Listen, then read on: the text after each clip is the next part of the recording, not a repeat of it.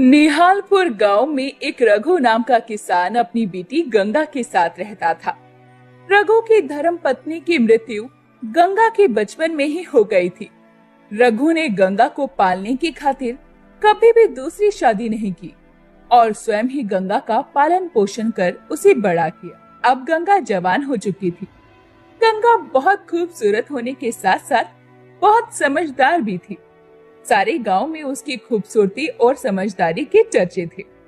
आज रघु को खेत जाने में बहुत देर हो चुकी थी, इसीलिए वो गंगा से बोला, अरे गंगा, अभी तक तेरा खाना नहीं बना। मुझे खेत जाने के लिए देर हो रही है बिटिया। हाँ बाबा, वो चूल्हे की लकड़ी गीली थी ना, तो इसलिए आज खाना बनने में देर हो गई।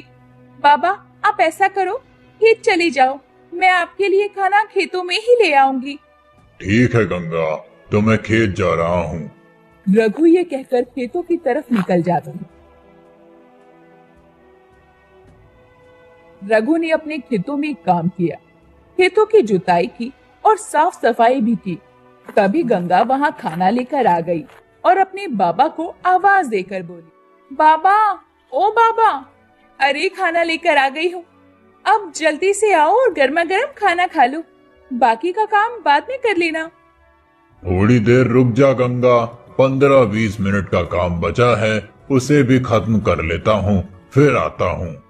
नहीं नहीं बाबा, खाना ठंडा हो जाएगा, आपको अभी आना पड़ेगा, जल्दी आओ वरना मैं गुस्सा हो जाऊंगी आपसे। अरे आ गया, तू तो पिछले जन्म में मेरी दादी अम्मा थी। पिछले जन्म में क्यों, इस जन्म में भी मैं आपकी दादी अम्मा ही हूँ। हाँ हाँ दादी अम्मा, इस जन्म में भी तू दादी अम्मा ही है। चल अब जल्दी से खाना परोस दे, बहुत भूख लग रही है मुझे। गंगा ने रघु को खाना खिलाया और फिर अपने घर चले गई। पास के खेतों में काम कर रहा धनवीर ये सब कुछ देख रहा था। धनवीर रघु का दोस्त था। गंगा के जाने के बाद धनवीर रघु के पास आया और बोला, गंगा बिटिया तो काफी बड़ी हो चुकी है, अब तुझे इसकी शादी की चिंता करनी चाहिए। हाँ धर्मवीर, मैं उसके लिए एक अच्छे वर की तलाश में हूँ। अच्छा लड़का मिलते ही जल्दी ही मैं उसके हाथ पीले करवा दूंगा। अरे रघु, राम किशन का बेटा है ना आकाश, वो भी तो बड़ा अच्छा है, अभी पढ़ाई कर रहा है। तू बोले तो मैं बात चलाता हूँ उससे। हाँ हाँ धर्मवीर, तू बात चला। अब की सीजन में फसल बिकने के बाद हम बिटिया का रिश्ता तय कर देंगे। अगले दिन रघु जल्दी जल्दी तैयार होकर खेत की तरफ जा रहा था। रास्ते में कुछ घनी झाड़ियां पड़ती थी, जिसे पार करके रघु को खेत जाना पड़ता था। उस दिन जब रघु खेत जा रहा था तो अचानक ना जाने कहां से एक सांप आ गया। रघु अपनी धुन में चल रहा था, उसने सांप को नहीं देखा और उसने अपना पैर सांप पर रख दिया। सांप ने रघु को डस लिया। हे भगवान, ये तो मुझे सांप ने डस लिया है, मुझे जल्दी ही अपने घर पहुंचना चाहिए। रघु अब जल्दी जल्दी अपने घर वापस आया और अपने घर के दरवाजे पर आते ही वो गिर पड़ा। गंगा ने उसे गिरा हुआ देखा तो वो दौड़कर पानी लेकर आई। उसने पानी पिलाया। फिर गंगा की नजर रघु के पैर पर गई और गंगा चौंक पड़ी। हे भगवान, बापू को तो सांप ने काट लिया है, अब मैं क्या करूं? जल्दी से जाकर वैद्य जी को बुलाकर लाती हूँ, लेकिन इससे पहले बापा को अंदर सुलाना होगा। गंगा रघु को जैसे तैसे उठाकर पलंग पर सुला देती है और दौड़कर वैद्य जी के यहाँ जाती है। वैद्य जी जल्दी चलिए, मेरे बाबा को सांप ने काट लिया है। वैद्य जी गंगा के साथ जल्दी से गंगा के घर आए। उन्होंने जल्दी से सांप काटने की जगह पर चीरा लगाकर जहर निकाला और रघु को कुछ दवाइयां पिलाई। इतनी ही देर में गांव में लगभग सभी इकट्ठा हो चुके थे और सभी लोग रघु के होश में आने का इंतजार कर रहे थे।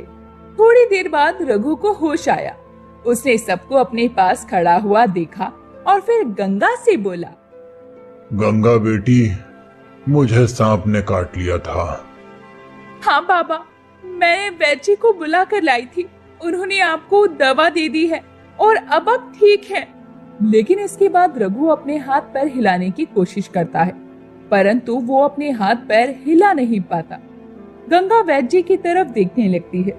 तब वैद्य जी गंगा को एक किनारे बुलाकर उससे कहते हैं, देखो गंगा, मैंने तुम्हारे बाबा के शरीर से जहर तो निकाल दिया है, लेकिन इसका असर खत्म नहीं होगा। अब तुम्हारे बाबा अपने हाथ पैर तब तक नहीं हिला पाएंगे जब तक तुम इन्हें शहर ले जाकर इनका इलाज नहीं करवाओगी, और इस इलाज में लगभग 50,000 का खर्चा आएगा।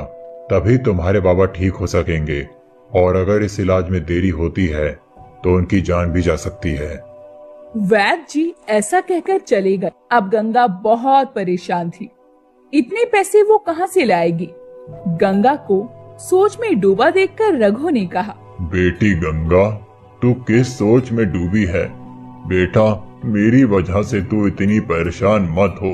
मैंने तो सोचा था बस किसी तरह से तेरी शादी करवा दूं, ताकि तू अपने घर द्वार की हो जाए। मेरा क्या है, मेरा जीवन तो लगभग पूरा हो चुका है। भगवान की जब मर्जी हो मुझे बुला ले।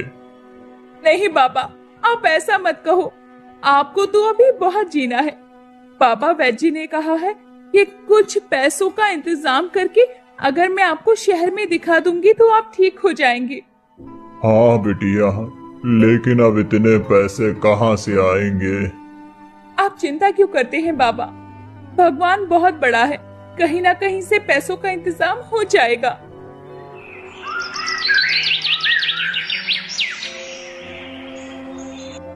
अगले दिन गंगा अपने दोस्त आकाश से मिलती है और उसे सारी बात बताती है। दरअसल गंगा और आकाश एक दूसरे को पसंद करते थे और धनवीर ने आकाश के कहने पर ही रघु से गंगा के बारे में बात की थी, परंतु अब मामला कुछ और ही था। आकाश गंगा की बात सुनकर बोला, तुम चिंता मत करो गंगा, किसी न किसी तरह से हमें पैसों का इंतजाम करना ही होगा। तुम्हारे बाबा ठीक हो जाएंगे। और इस तरह कुछ दिन बीत गए। इधर गंगा परेशान थी। एक दिन गांव के चमन चाचा रघु पास गया और बोला,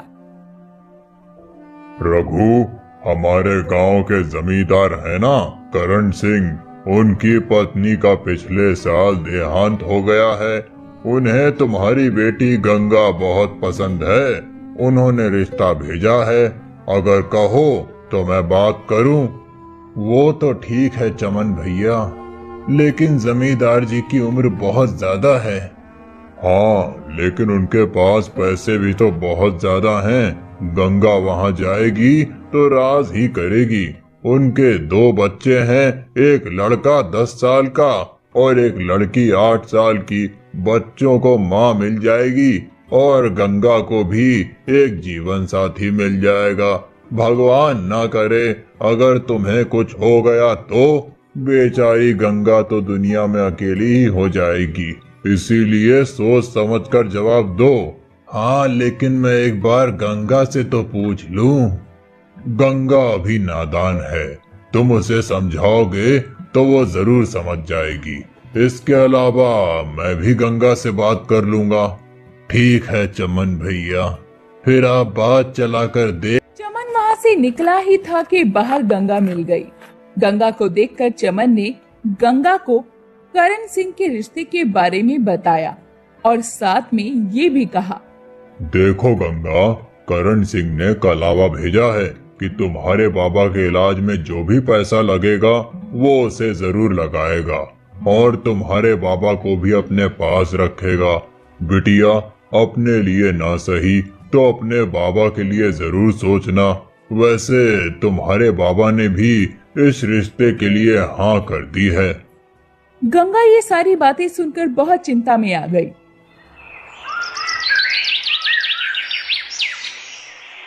अगले दिन गंगा ने आकाश को सब कुछ बताया।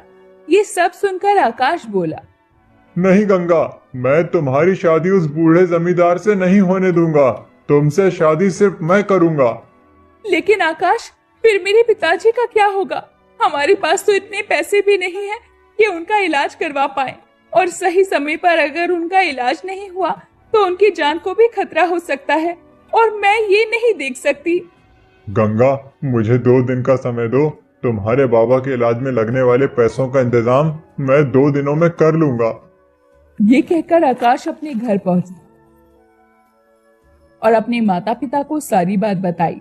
साथ में आकाश ने ये भी कहा, पिताजी, अगर आपको ऐतराज ना हो तो मैं ये घर जमींदार के पास 50,000 में गिरवी रख देता हूँ और फिर शहर जाकर कुछ काम कर लूंगा और 50,000 इकट्ठे करके अपना घर छुड़वा लूंगा।